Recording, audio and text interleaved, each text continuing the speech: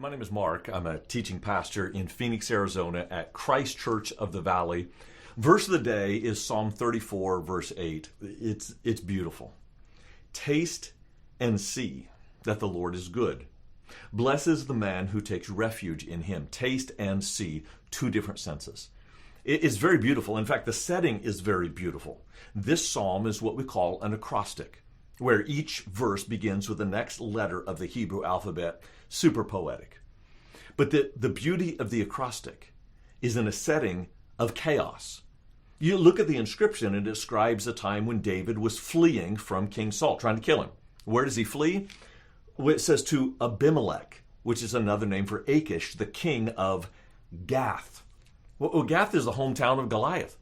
The champion he killed that's the place he's going to flee for safety.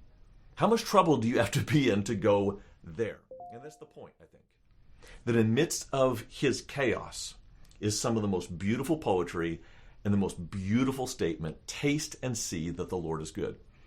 I think that's a word for you and me today. Regardless of the chaos that we're going through, there can be beauty in it and order in it if God is in it. Taste and see that the Lord is good. In fact, this very word was quoted by Peter when he writes to his own churches, 1 Peter chapter 2, verse 3, same kind of situation. They're being chased and abused and criticized by their communities. But here's what Peter says in verse 3. Like newborn infants, long for pure spiritual milk, and by it you may grow into salvation, if indeed you have tasted that the Lord is good. So, question, have you tasted the goodness of God today?